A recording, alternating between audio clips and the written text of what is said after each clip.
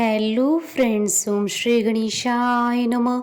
जय श्री कृष्णा। आप सभी का स्वागत है आपके अपने यूट्यूब चैनल पर।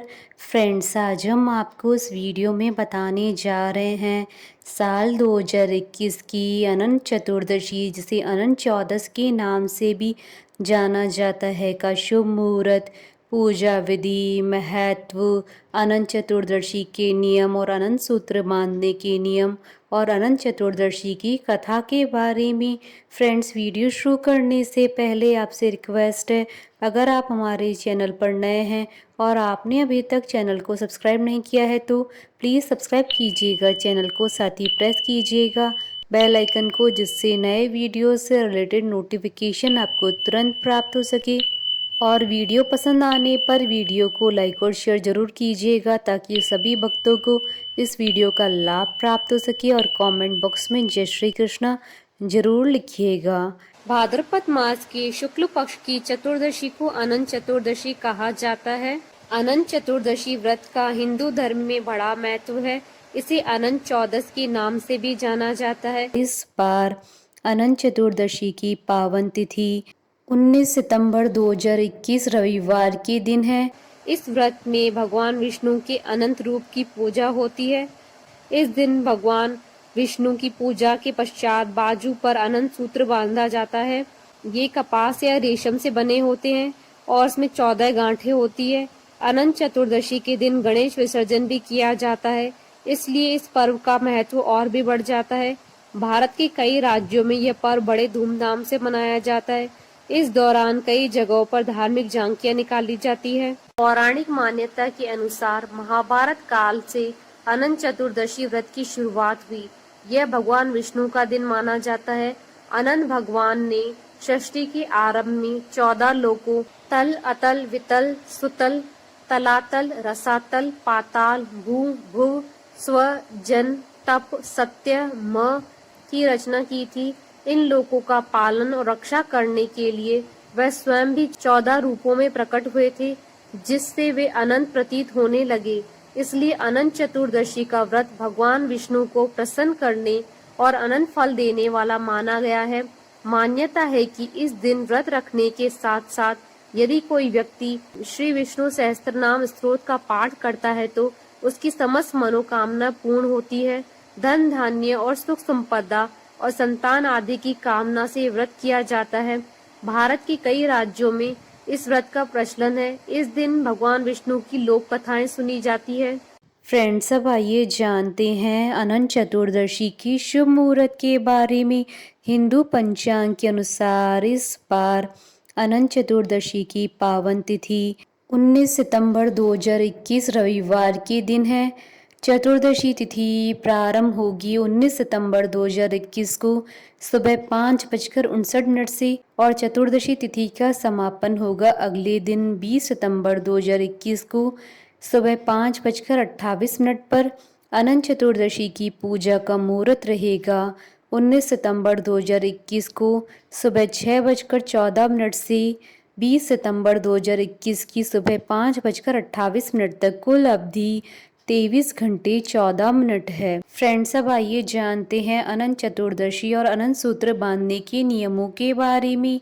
अनंत चतुर्दशी का व्रत करने वाले साधक को ब्रह्म मुहूर्त में उठना चाहिए और स्नान आदि करने के बाद व्रत का संकल्प लेना चाहिए। इस दिन भगवान विष्णु, माता यमुना और शेषनाग जी की पूजा की जाती है, इसलिए उनकी पूजा अवश्य करें।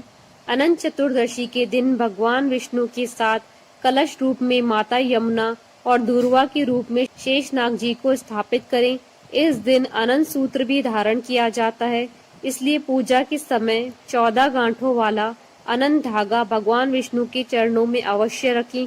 इसके बाद ही इसे धारण करें।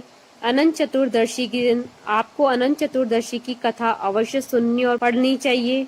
यदि आपने अनंत चतुर्दशी का व्रत किया है तो आपको इस दिन झूठ बिल्कुल भी नहीं बोलना चाहिए, ना ही किसी की निंदा करनी चाहिए। अगर आपने अनंत चतुर्दशी के दिन व्रत किया है तो आपको अनंत धागे को साल भर अवश्य बांधना चाहिए। यदि आप ऐसा नहीं कर सकते हैं तो कम से कम 14 दिन तक जरूर बांधें। अनंत चतुर्दशी के दिन यदि आपने व्रत किया है तो आपको इस दिन नमक का सेवन बिल्कुल भी नहीं करना चाहिए। आपको इस दिन मीठा भोजन ही करना चाहिए।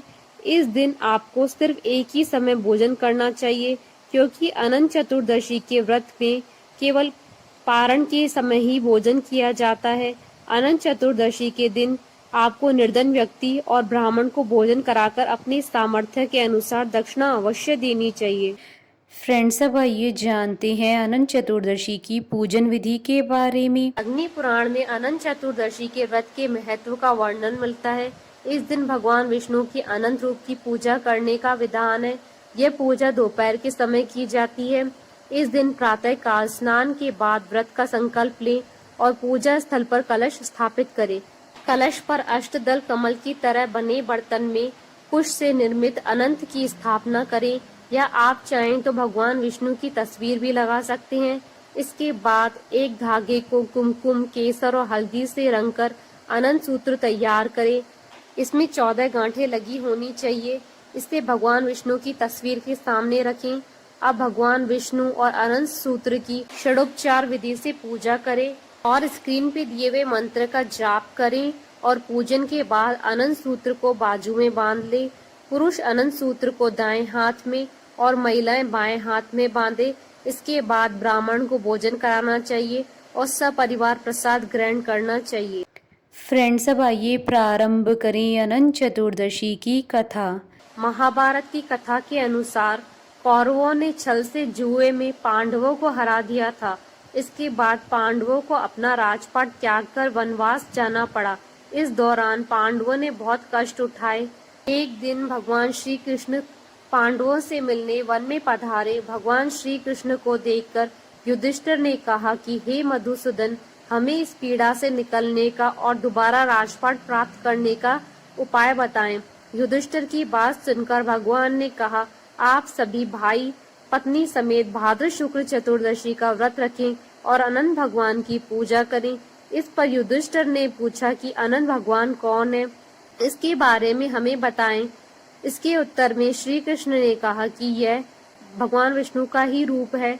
चतुर्मास में भगवान विष्णु शेषनाग की शैया पर अनंत शयन में रहते हैं।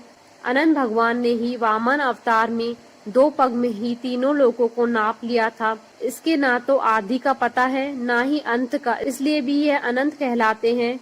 अतः इसकी पूजन से आपके सभी कष्ट समाप्त हो जाएंगे। इसके बाद युधिष्ठिर ने परिवार सहित यह व्रत किया और पुनः उन्हें हस्तिनापुर का राजपाट मिल गया।